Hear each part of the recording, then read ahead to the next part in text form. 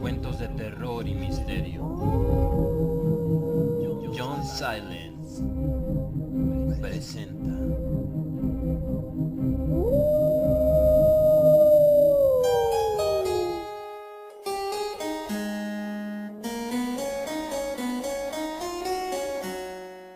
El gato negro, de Edgar Allan Poe.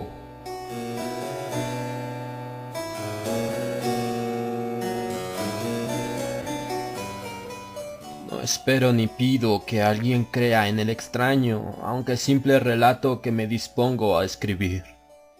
Loco estaría si lo esperara, cuando mis sentidos rechazan su propia evidencia. Pero no estoy loco, y sé muy bien que esto no es un sueño. Mañana voy a morir, y quisiera aliviar hoy mi alma.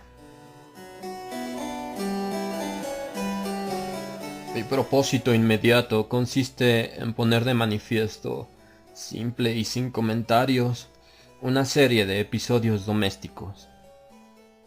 Las consecuencias de esos episodios me han aterrorizado, me han torturado y por fin me han destruido. Pero no intentaré explicarlos. Si para mí han sido horribles, para otros resultarán menos espantosos que barrocos. Más adelante tal vez aparecerá alguien cuya inteligencia reduzca mis fantasmas a lugares comunes, una inteligencia más serena, más lógica y mucho menos excitable que la mía, capaz de ver en las circunstancias que temerosamente describiré una vulgar sucesión de causas y efectos naturales.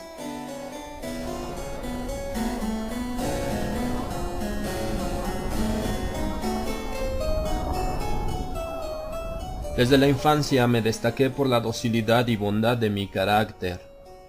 La ternura que abrigaba mi corazón era tan grande que llegaba a convertirme en objeto de burla para mis compañeros. Me gustaban especialmente los animales y mis padres me permitían tener una gran variedad. Pasaba a su lado la mayor parte del tiempo y jamás me sentía más feliz que cuando les daba de comer y los acariciaba. Este rasgo de mi carácter creció conmigo y, cuando llegué a la virilidad, se convirtió en una de mis principales fuentes de placer. Aquellos que alguna vez han experimentado cariño hacia un perro fiel y sagaz, no necesitan que me molesten explicarles la naturaleza o la intensidad de la retribución que recibía. Hay algo en el generoso y abnegado amor de un animal que llega directamente al corazón de aquel que con frecuencia ha probado la falsa amistad y la frágil fidelidad del hombre. Me casé joven y tuve la alegría de que mi esposa compartiera mis preferencias. Al observar mi gusto por los animales domésticos, no perdí oportunidad de procurarme los más agradables de entre ellos. Teníamos pájaros, peces de colores, un hermoso perro, conejos, un monito y un gato. Este último era un animal de notable tamaño y hermosura, completamente negro y de una sagacidad asombrosa. Al referirse a su inteligencia, mi mujer, que en el fondo era no poco supersticiosa, aludía con frecuencia a la antigua creencia popular de que todos los gatos negros son brujas metamorfoseadas. No quiero decir que lo creyera seriamente, y solo menciono la cosa porque acabo de recordarla. Plutón, tal era el nombre del gato, se había convertido en mi favorito y mi camarada. Solo yo le daba de comer y él me seguía por todas partes en casa. Me costaba mucho impedir que anduviera tras de mí en la calle. Nuestra amistad duró así varios años, en el curso de los cuales, enrojezco al confesarlo, mi temperamento y mi carácter se alteraron radicalmente por culpa del demonio. Intemperancia. Día a día me fui volviendo más melancólico, irritable e indiferente hacia los sentimientos ajenos. Llegué, incluso, a hablar descomedidamente a mi mujer y terminé por infligirle violencias personales. Mis favoritos, claro está, sintieron igualmente el cambio de mi carácter. No solo los descuidaba, sino que llegué a hacerles daño.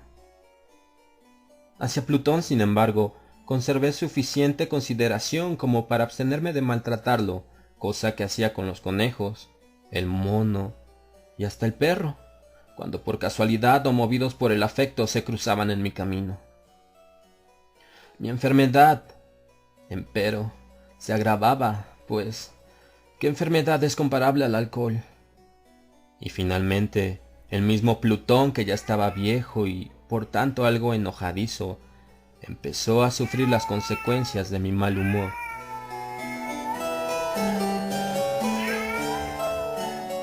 Una noche en que volví a casa completamente embriagado, después de una de mis correrías por la ciudad, me pareció que el gato evitaba mi presencia. Lo alcé en brazos, pero asustado por mi violencia, me mordió ligeramente en la mano. Al punto se apoderó de mí una furia demoníaca y ya no supe lo que hacía. Fue como si la raíz de mi alma se separara de golpe de mi cuerpo. Una maldad más que diabólica, alimentada por la ginebra, estremeció cada fibra de mi ser. Sacando del bolsillo del chaleco un cortaplumas, lo abrí mientras sujetaba al pobre animal por el pescuezo y, deliberadamente, le hice saltar un ojo.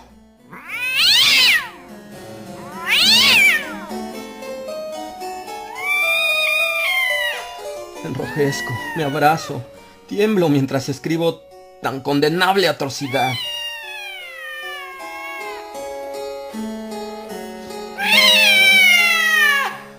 Cuando la razón retornó con la mañana, cuando hube disipado en el sueño los vapores de la orgía nocturna, sentí que el horror se mezclaba con el remordimiento ante el crimen cometido. Pero mi sentimiento era débil y ambiguo, no alcanzaba a interesar al alma.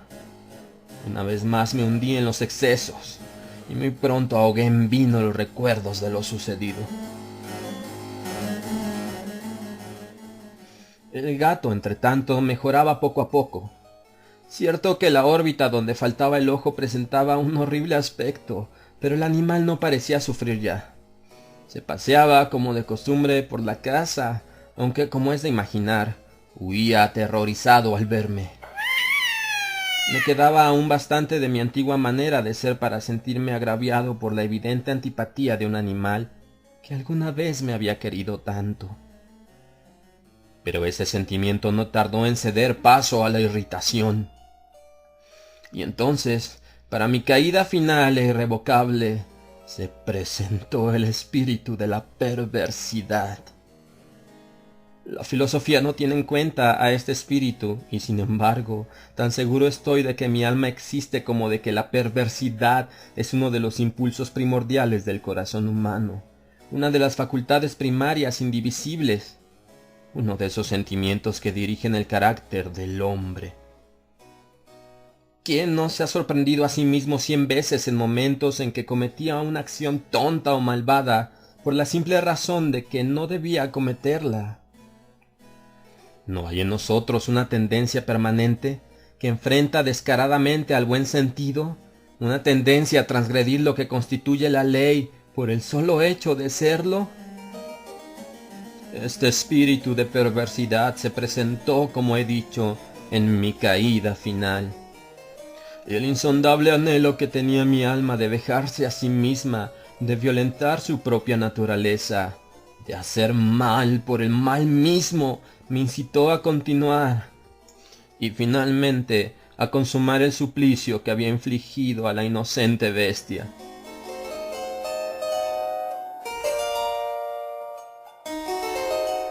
Una mañana, obrando a sangre fría, le pasé un lazo por el pescuezo y lo ahorqué en la rama de un árbol.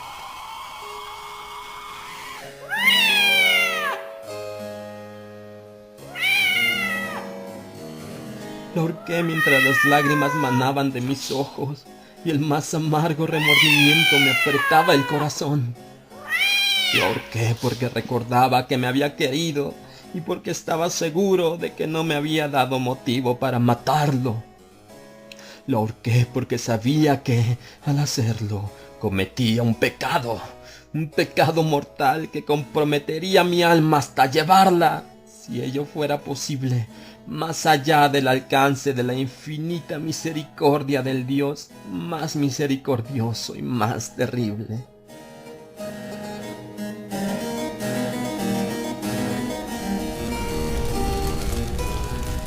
La noche de aquel mismo día en que cometí tan cruel acción, me despertaron gritos de ¡incendio! Las cortinas de mi cama eran una llama viva y toda la casa estaba ardiendo. Con gran dificultad pudimos escapar de la conflagración, mi mujer, un sirviente y yo. Todo quedó destruido. Mis bienes terrenales se perdieron y desde ese momento tuve que resignarme a la desesperanza.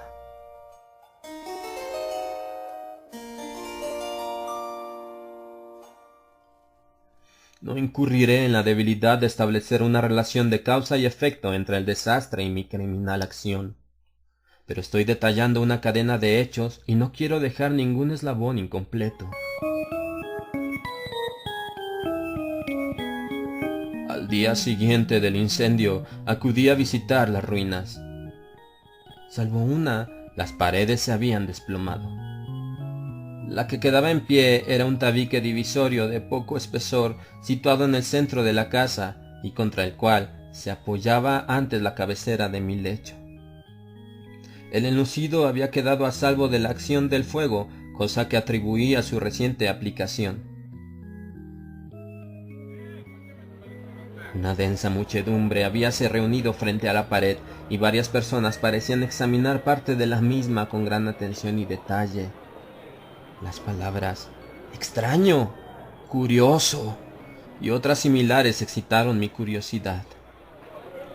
Al aproximarme vi que en la blanca superficie, grabada como un bajo relieve, aparecía la imagen de un gigantesco gato. El contorno tenía una nitidez verdaderamente maravillosa. Había una soga alrededor del pescuezo del animal. Al descubrir esta aparición, ya que no podía considerarla otra cosa, me sentí dominado por el asombro y el terror. Pero la reflexión vino luego en mi ayuda. Recordé que había ahorcado al gato en un jardín contiguo a la casa. Al producirse la alarma del incendio, la multitud había invadido inmediatamente el jardín. Alguien debió de cortar la soga y tirar al gato en mi habitación por la ventana abierta. Sin duda, habían tratado de despertarme en esa forma. Probablemente la caída de las paredes comprimió a la víctima de mi crueldad contra el enlucido recién aplicado, cuya cal, junto con la acción de las llamas y el amoníaco del cadáver, produjo la imagen que acababa de ver.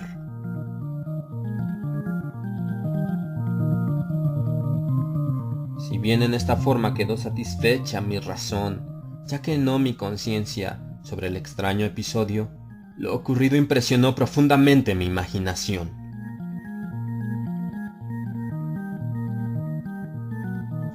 Durante muchos meses no pude librarme del fantasma del gato, y en todo ese tiempo dominó mi espíritu un sentimiento informe que se parecía, sin serlo, al remordimiento.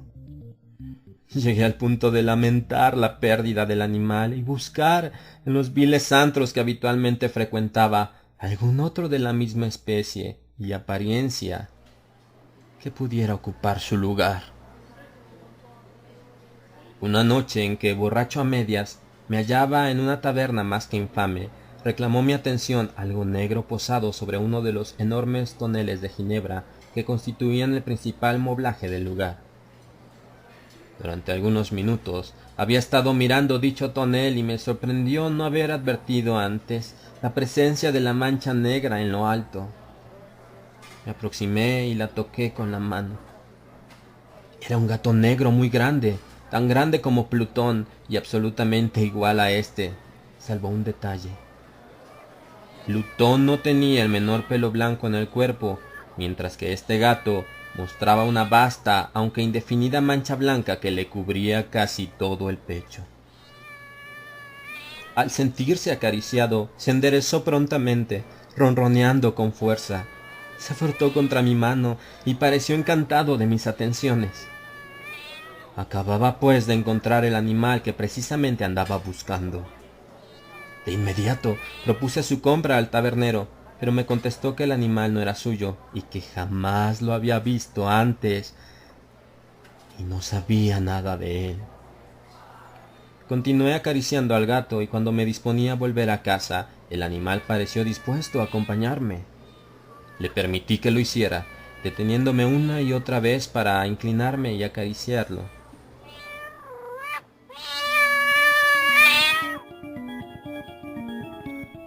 Cuando estuve en casa, se acostumbró a ella de inmediato y se convirtió en el gran favorito de mi mujer. Por mi parte, pronto sentí nacer en mí una antipatía hacia aquel gato. Era exactamente lo contrario de lo que había anticipado, pero sin que pueda decir cómo ni por qué, su marcado cariño por mí me disgustaba y me fatigaba. Gradualmente, el sentimiento de disgusto y fatiga creció hasta alcanzar la amargura del odio. Evitaba encontrarme con el animal. Un resto de vergüenza y el recuerdo de mi crueldad de antaño me vedaban maltratarlo. Durante algunas semanas me abstuve de pegarle o de hacerlo víctima de cualquier violencia. Pero gradualmente, muy gradualmente, llegué a mirarlo con inexpresable odio y a huir en silencio de su detestable presencia, como si fuera una emanación de la peste. Lo que sin duda contribuyó a aumentar mi odio fue descubrir a la mañana siguiente de haberlo traído a casa que aquel gato, igual que Plutón, era tuerto.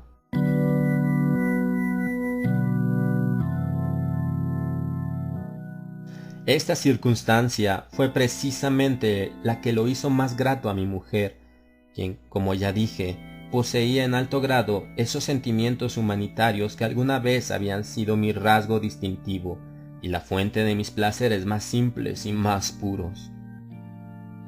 El cariño del gato por mí parecía aumentar en el mismo grado que mi aversión. Seguía mis pasos con una pertinencia que me costaría hacer entender al lector. Donde quiera que me sentara venía a ovillarse bajo mi silla o saltaba a mis rodillas, prodigándome sus odiosas caricias. Si echaba a caminar, se metía entre mis pies, amenazando con hacerme caer, o bien clavaba las largas y afiladas uñas en mis ropas para poder trepar hasta mi pecho.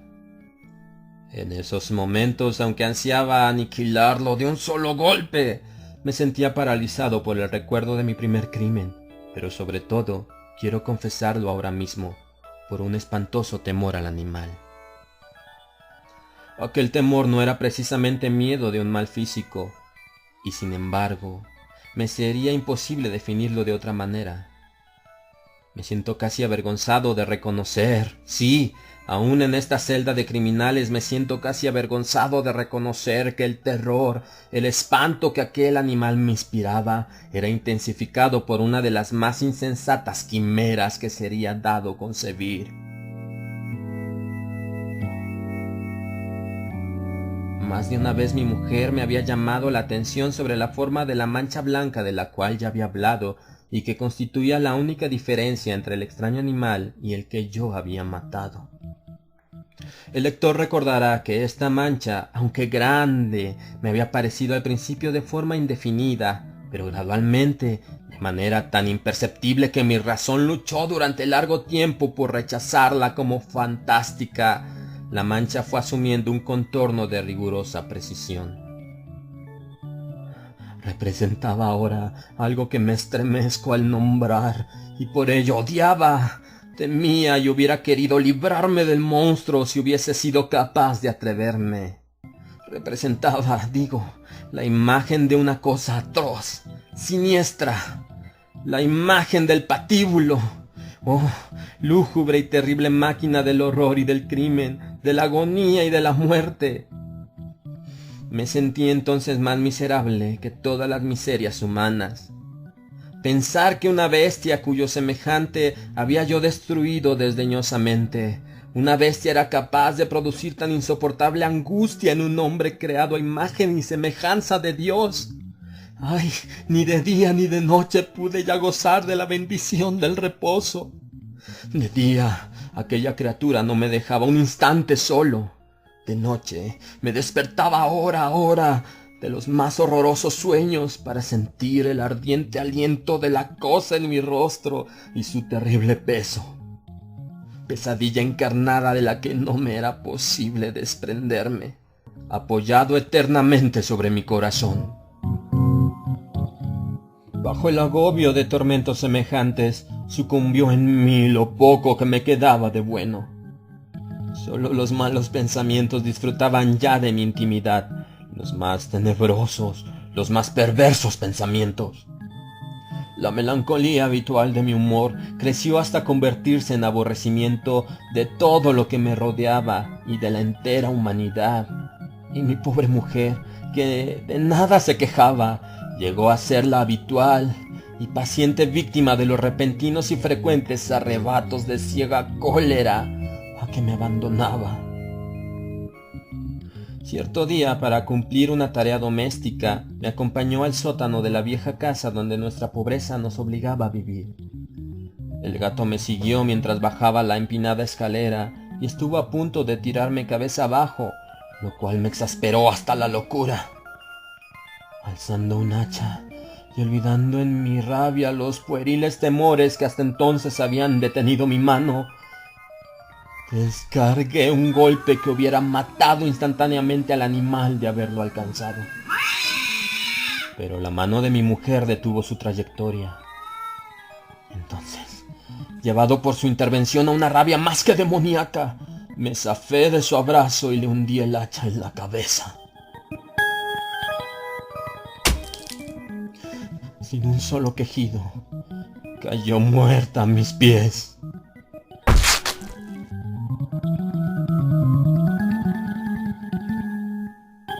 Cumplido este espantoso asesinato, me entregué al punto y con toda sangre fría a la tarea de ocultar el cadáver. Sabía que era imposible sacarlo de casa, tanto de día como de noche, sin correr el riesgo de que algún vecino me observara. Diversos proyectos cruzaron mi mente. Por un momento pensé en descuartizar el cuerpo y quemar los pedazos. Luego se me ocurrió cavar una tumba en el piso del sótano. Pensé también si no convenía arrojar el cuerpo al pozo del patio o meterlo en un cajón, como si se tratara de una mercadería común, y llamar a un mozo de cordel para que lo retirara de casa.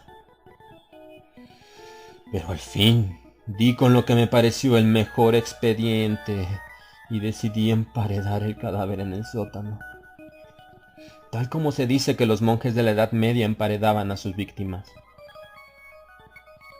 El sótano se adaptaba bien a este propósito.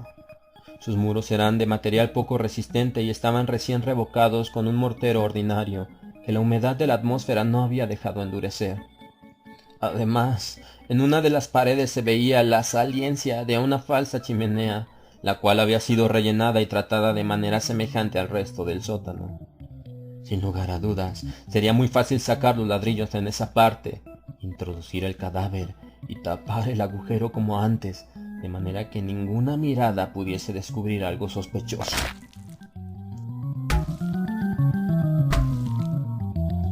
No me equivocaba en mis cálculos.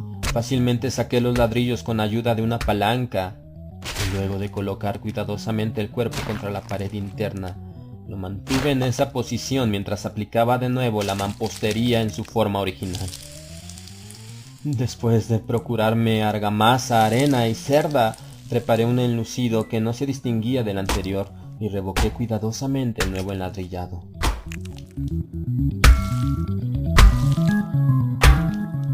Concluida la tarea, me sentí seguro de que todo estaba bien. La pared no mostraba la menor señal de haber sido tocada. Había barrido hasta el menor fragmento de material suelto. Miré en torno triunfante y me dije: aquí por lo menos no he trabajado en vano.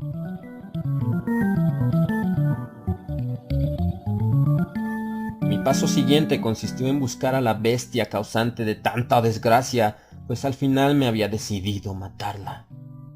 Si en aquel momento el gato hubiera surgido ante mí, su destino habría quedado sellado, pero por lo visto, el astuto animal, alarmado por la violencia de mi primer acceso de cólera, se cuidaba de aparecer mientras no cambiara mi humor. Imposible describir o imaginar el profundo, el maravilloso alivio que la ausencia de la detestada criatura trajo a mi pecho.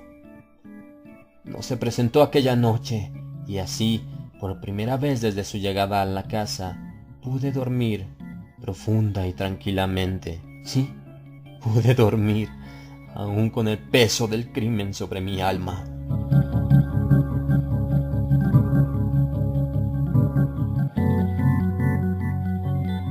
Pasaron el segundo y el tercer día, y mi atormentador no volvía. Una vez más suspiré, como un hombre libre. Aterrado, el monstruo había huido de casa para siempre. Ya no volvería a contemplarlo. Gozaba de una suprema felicidad y la culpa de mi negra acción me preocupaba muy poco.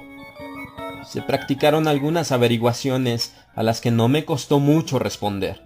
Incluso hubo una perquisición en la casa, pero naturalmente no se descubrió nada. Mi tranquilidad futura parecía asegurada.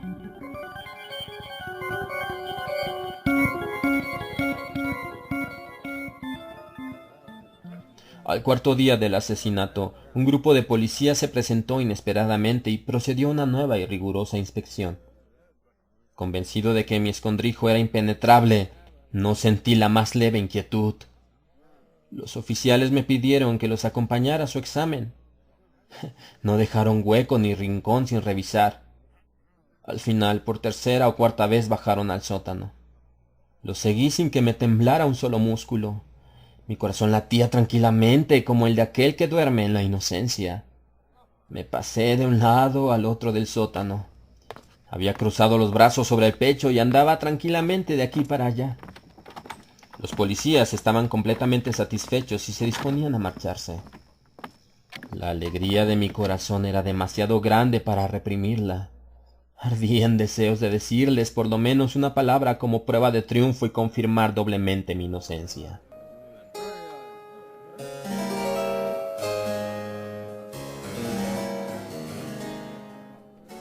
«Caballeros», dije por fin cuando el grupo subía la escalera. Me alegro mucho de haber disipado sus sospechas. Les deseo felicidad y un poco más de cortesía.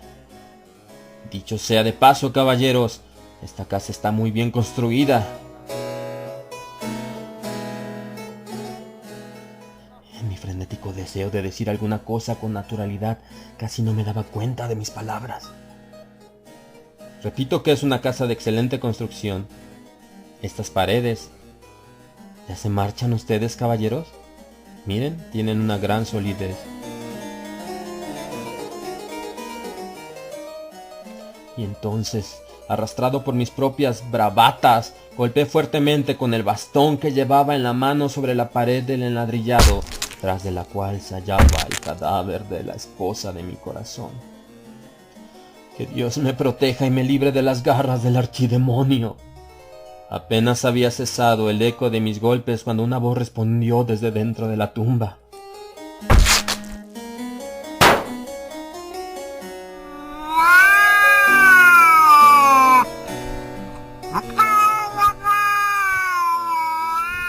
Un quejido sordo y entrecortado al comienzo, semejante al sollozar de un niño, que luego creció rápidamente hasta convertirse en un largo, agudo y continuo alarido, anormal como inhumano, un aullido, un clamor de lamentación, mitad de horror, mitad de triunfo, como solo puede haber brotado en el infierno de la garganta de los condenados en su agonía y de los demonios exultantes en la condenación. Hablar de lo que pensé en ese momento sería locura. Presa de vértigo, fui tambaleándome hasta la pared opuesta. Por un instante el grupo de hombres en la escalera quedó paralizado por el terror. Luego, Una docena de robustos brazos atacaron la pared que cayó de una pieza.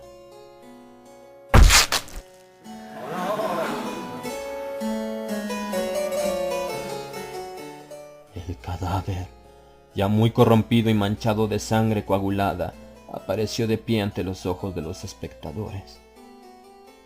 Sobre su cabeza, con la roja boca abierta y el único ojo como de fuego, estaba agazapada la horrible bestia cuya astucia me había inducido al asesinato y cuya voz delatora me entregaba al verdugo. Había emparedado al monstruo en la tumba